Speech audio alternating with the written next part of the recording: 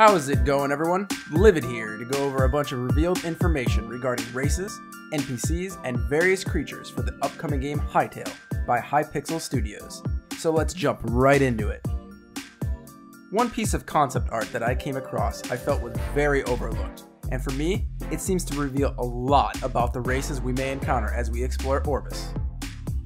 First off, I think there seems to be two major archetypes that the inhabitants of the world will fall under: Gaia and the evil, basically a dark and light sort of balance. The reason I believe that to be the case is because of this main piece of concept art right here. Gaia, essentially Mother Earth, as so many existing mythologies around the world already believe, is the protector of the life force of those that inhabit the world of Orbis. They even state here that the white parts of her clothes symbolize the light, and that it is the primary element of Gaia, essentially the good in this world. All life in the world of Orbis is composed of fire, lightning, water, wind, and earth, as represented by the 5 pearls hanging from Gaia's ponytails. You'll be able to identify Gaian symbols, most likely by the fact they seem to always be a central point tethered to 5 outlying points. What is interesting is that in the former piece of concept art, you will notice there is also a 6th in the very center, the Void. This is where I believe the evil draw their strength from, focusing on one essence, essentially corrupting them, whereas the good in the world draws strength from achieving balance among the essences. Now, in terms of races, we may have actually gotten a fair number of them revealed, just not all in great detail.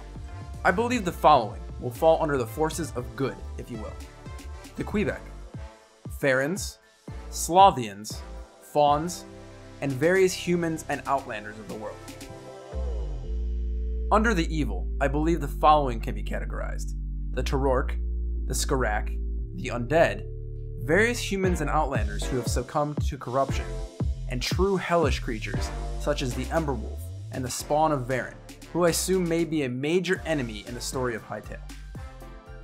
Of all of those listed above, I'd actually like to go over a few that we really do have a good chunk of information about. First up are the fan favorite already, the Quebecs. From what we have gathered so far, Quebecs will be introduced to us extremely early in the game, even becoming some of our earliest allies. They are beings devoted to preservation and knowledge of nature itself, worshipping Gaia as their deity. They even carve effigies into wood they gather from ancient trees, which is very precious to the Quebecs as the wood comes from their ancestors. Livid, did you say ancestors? Why, yes I did. One of the most fascinating things about this race is their life cycle. Quebecs begin as seedlings, before maturing into young Quebecs. From here they grow into adults and form societal roles before maturing into elders. Elders can range from tree singers, those who teach the young Quebecs about their history and life, all the way to autumnal elders, who have all but ceased moving and become seedling-bearing trees. The elder trees also seem to become functioning homes of the Quebec race.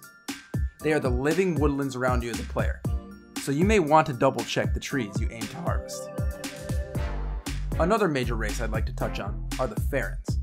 From what we can see here, these are beings who were enslaved by the Scaraks, presumably in the Howling Sands region of the desert. They are beings who worship the wind, as denoted by the symbols on the bracers they wear, which means freedom in the world of Orbis, drawing heavily from their oppressive past. They come across as almost a nomadic race, based on their structures and clothing, since they look very patchwork. Now, let's step away from the clearly cuter side of NPCs to ones that seem to be more sinister. The Torork are the first on my list. The Torork are formidable, troll-like enemies that come in many shapes and sizes, consisting of roles like sentries, warriors, hunters, shamans, and even leader ranks like chieftains. These enemies also seem to occupy Zone 1 of the world, as I discussed in a previous video, based on this image of a lush green environment, and will likely become one of the first major enemies you face as a player. The Torork also seem to be a major enemy of the Quebecs, as various pieces of gear can be seen having ornamental Torork teeth. Another unpleasant race we will likely encounter is one I mentioned earlier, the Skaraks. These are an insect Hive Mind-like race who live primarily in Zone 2 of Orbis, occupying large mounds and underground tunnels they built and carved out. You'll notice these enemy types can be made up of larvae, workers, warriors, flying locusts, shield-headed tanks, and broodmothers, who presumably lay a massive amount of eggs to grow the colony. You'll also remember that the Ferret were once, or possibly still are, slaves to the Scarix, so you better bet I will be eliminating every single one of these on site. Lastly, what I assume makes up a very broad portion of the enemies of this game are the monsters and undead. These will clearly be present in every single region of the game, and have appearances to reflect that, showcasing archers, sand warriors, frozen warriors, soldiers, and wizard variants across all zones. Aside from all these NPCs that are clearly aligned with the side, the world will also be populated with a slew of general creatures, good and bad. Man-o'-wars, piranhas, moray eels, crabs, sharks, massive krakens, saber-toothed tigers, antelope and their relatives like deer.